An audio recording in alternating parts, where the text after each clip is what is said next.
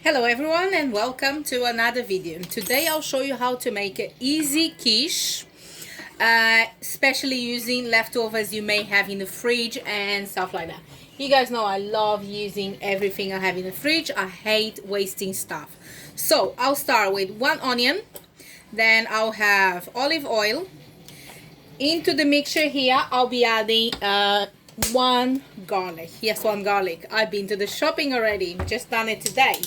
So I'm putting all the shop away and everything while I'm getting that recipe up and running.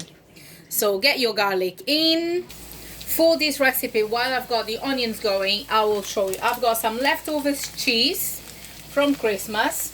I'll be adding some sweet potato. My one is frozen because normally I have some at home because I use a lot for the soups.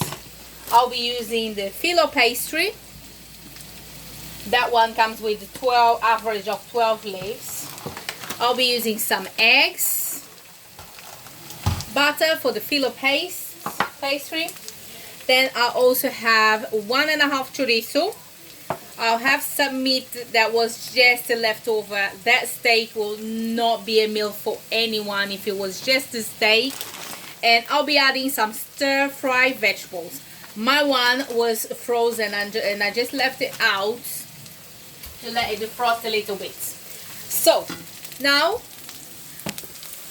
I have the onion and the garlic going with some olive oil. So I'll be adding the chorizo. Make sure that dish get extra kick of the flavor. We're looking for flavor on that dish. We want to make sure it's like we're getting everything we can in terms of flavor. So let's get going. I'll be adding the leftover steak I had. And on the sides, I'll start breaking average of 8 eggs while I've got that going. Leave it for 2-3 minutes. When I say chorizo, you can put chorizo, you can put sausage, anything that you have in your cabinet, guys. This is the point of some of the recipes I showed here. Let's use what we have. Let's be creative and not waste. In a few minutes, I'll be adding the stir-fry vegetable mix. It has lots of different vegetables, guys. It's like get those kids eating those vegetables. Look at those colors. It has beans, it has broccoli. It has tons of them. At the same time, I'll be adding the potatoes that just to get some extra. Make sure it's a proper meal. When the kids get it, they get proper food. And I'll be serving mine with a salad. We'll get a nice salad to go with them. Look at those vibrant colors, guys. I know for kids that will be a nightmare. Some of them will love it. Let those vegetables cook and we'll be back to that in a minute. As you can see, I shredded my cheese because it will be easier to get into the mixture. And I'll be adding the eggs into the mixture. Guys, I've got my eggs here with the cheese. So I'll be adding some pepper, dry parsley, and I will also be adding some salt. Go easy on the salt because we'll be adding some salt into the vegetables as well. With a fork or anything that's easier for you, mix it. I prefer with a fork because otherwise it's not as easy because I do have the cheese. So mix the eggs and leave that on the sides.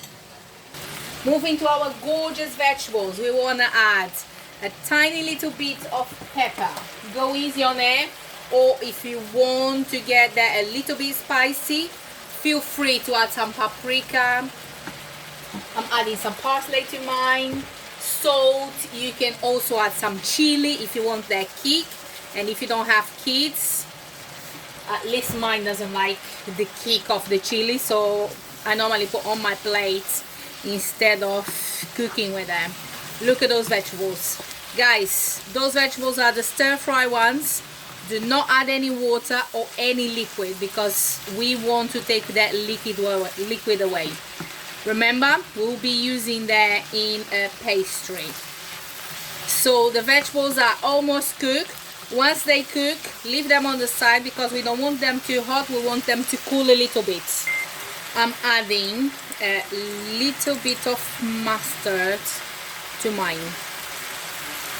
The mustard gives the extra flavor, extra kick.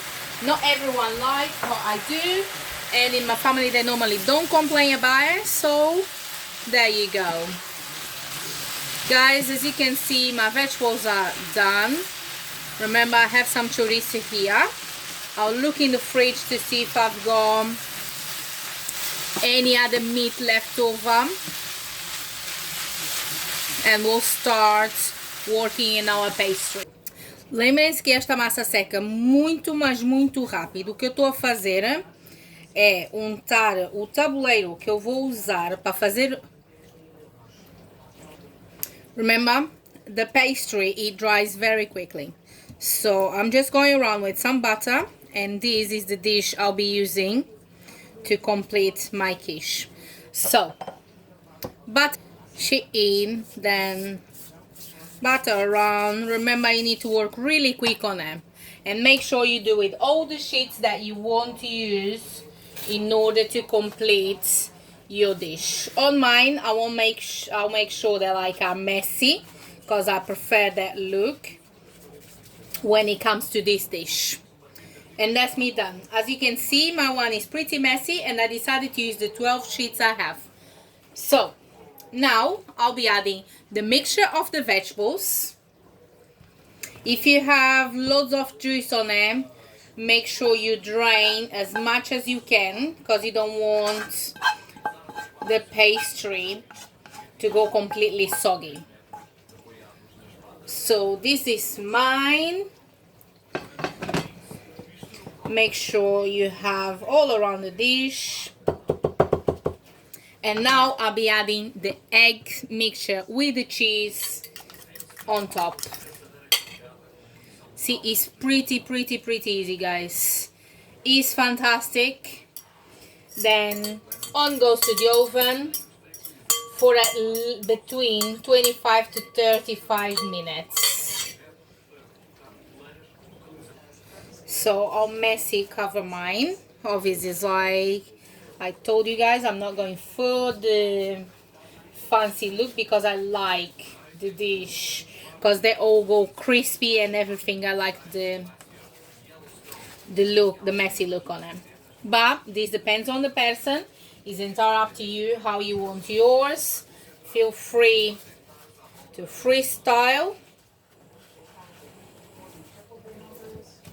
And mine is ready to go to the oven. I'll just do a quick egg wash on top and it goes.